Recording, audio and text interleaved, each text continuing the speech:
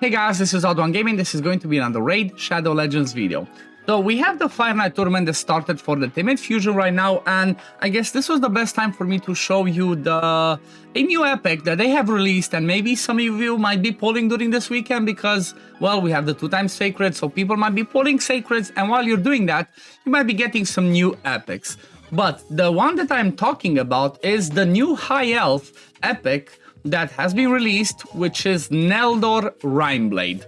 So he kind of seems to be a Fire Knight god. He seems to be a Fire Knight specialist, kind of the same way that Creodon seems to be, and same way as Gnut is. Well, Gnut is the god. I guess he's the demigod for the Fire Knight Heart. But the reason why he's so good is because his kit overall is just specialized for the hard version of Fire Knight, okay? He can obviously be used in other eras of the game, but because of all the multi-hits that he has, he's basically not Hydra. Why do I keep trying to say Hydra? He's a Fire Knight Heart specialist. And, well, what I mean by that, well, basically, A1 attacks 3 times at random. Each hit has a 40% chance when booked of landing a freeze debuff for 1 turn. So that's a pretty good chance on the triple hit. Let's say you land at least 1, okay? If you land at least 1, that's a good start. Then on the A2, he has a 4-hitter. This is insane.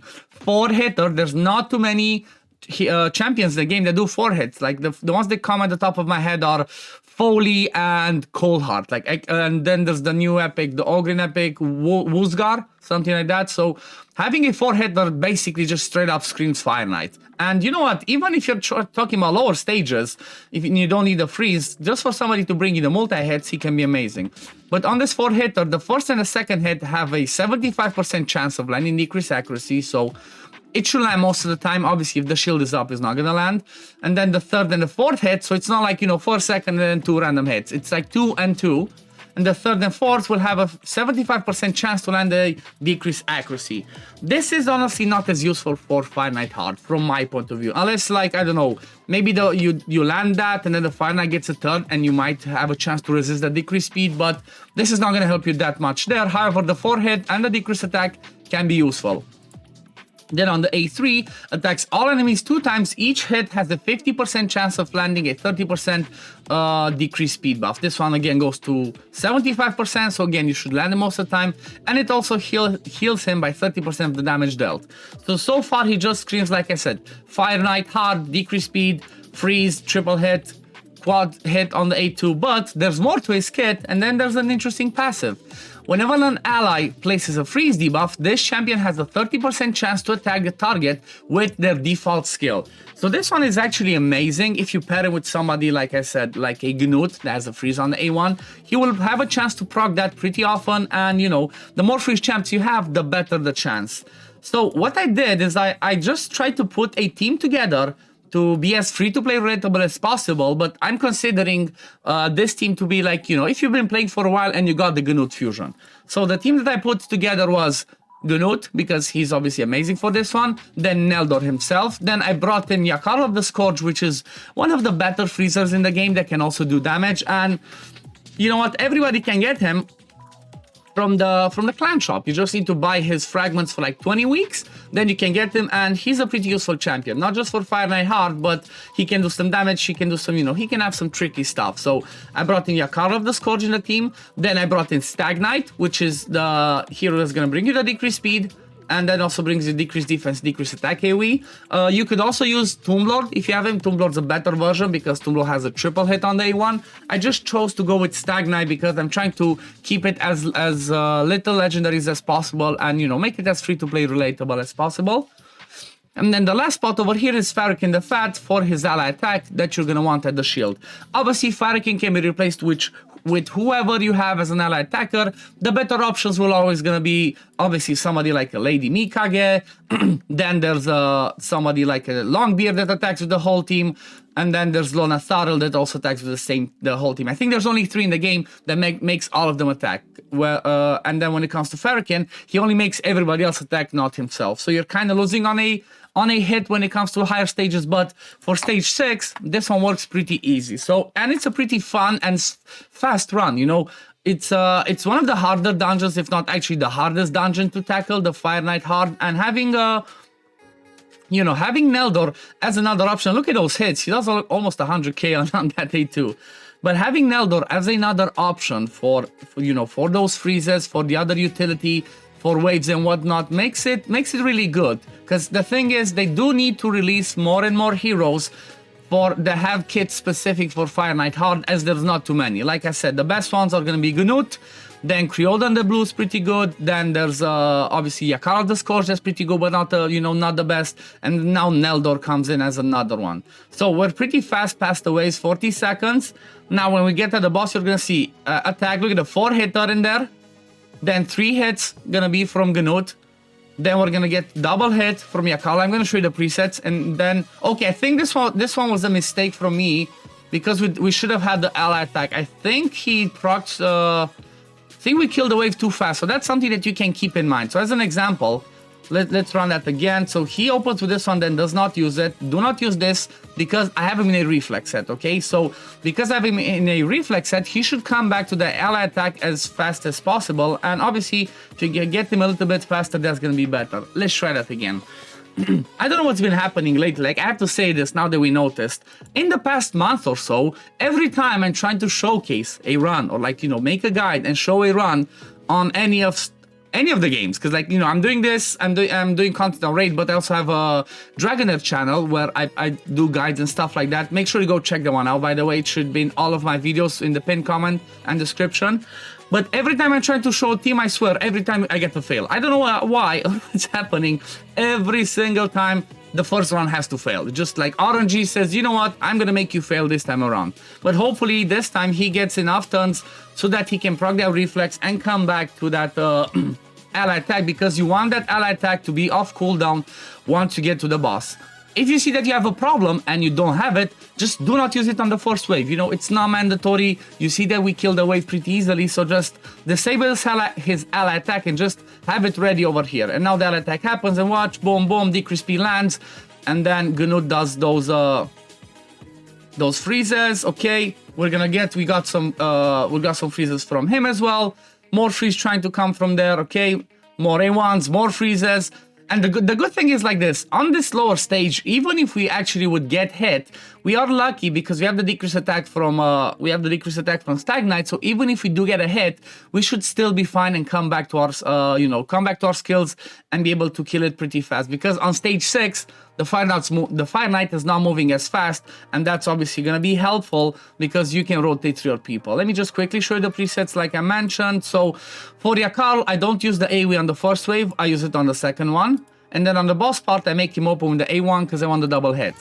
Then Neldor can do whatever on the first wave. On the second wave, I stop the A2 because I want this one to be on cooldown once we get to the boss. And then on the boss, we open with this one, and then we only use the A1 because we want to land as many freezes as we can. Like, you could use, I guess, this one and this one as well, but I think you'd rather have the reliability of landing those freezes with him, and that's going to be much better. I have to check because I don't think I even gave him masteries for this. Then Stag Knight, open with the A2, then do not use it. Second wave, open with the A2 and prioritize it, because if he doesn't refresh it and doesn't come back to it fast enough, he can, you need this so you can kill the second wave pretty fast. Then on the boss part, open with the A1 because of the double hit. Then Gnut, open with the A2 on the first wave, then do not use it. Open with the A2 again on the second wave, and then prioritize the A3. So he has this one on cooldown once you get to the boss. You can try and use the, the A1s a few times before things get tricky. And then on the boss, you open with the A1 because you want to land that one, or you could even do this maybe and just turn this one off. This is, again, a thing that you can do for your testing, but I guess you would lose the damage. So maybe you'd use this, still keep the one over there as it is, and it should work just fine. And then Farrakhan, like I said, open with the A1, A3, don't use it. Don't use the A3 that I attack. And then on the boss part, prioritize it, and don't use the A2. Because I have him in a reflex, so he's going to be using that A3 as soon as he has it. Now let's have a look at the builds, and I'm quite sure I actually don't have masteries on him. Okay, I do. So I do have masteries. I was like, wait, am I missing stuff? But these are the masteries for him. You're obviously going to want Giant Slayer because he has multi-hits. Then down the support tree, the thing is, you want Arcane Celerity on people that do freeze on the Fire Knight, because this one actually works. Even though the freeze does not land itself on the boss, this one actually works and can boost your turn meter, and that's going to be helpful. But I have him in a damage build because obviously he can bring some solid damage. Savage plus perception. These are his stats, not 100% crit rate, you know, don't judge me. Don't judge me.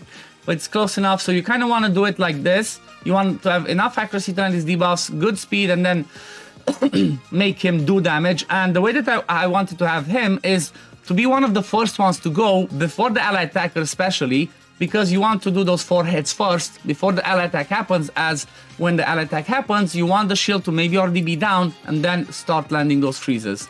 Then this is the Gnut build, just having him fast, you know, with some damage and the right accuracy. Masteries for Gnut. The masteries for Yakar of the Scourge. Again, Yakar is in a damage build. Pretty fast, not 100% crit rate, again, don't judge me. But then again, good attack, good crit damage, accuracy to land his debuffs. Farrakhan in a reflex, like I mentioned, plus perception. He's the slowest actually in my team because I wanted to do the ally attack after everybody else did their stuff. So I guaranteed to land those hits on the boss himself.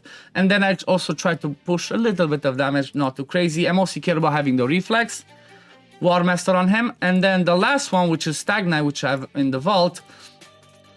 He's built in a shield set, and the thing is like this, Stagnite can actually do some damage, so I did build him to try and do some damage, but if you see that you have a problem, it's not reliable enough, and the first time the boss hits, like the first time the boss would get a turn, he actually gets that turn because you cannot keep his turn meter down. That should happen only at the beginning. And if that happens, then try to give him a shield set with a ton of HP so you can take that first hit, okay? You can soak up the damage and then just carry on and do, carry on and do your damage to take it down. But if you don't have a problem with that, then just build as much damage as possible on him as well with good speed. You want him to be one of the first ones to go before your AoEs. The reason why I'm saying build damage, he can hit really hard on this A1. Like this A1 has an insane multiplier, so keep that in mind. And yeah, masteries for Stagnite, War Master, and then down the support tree.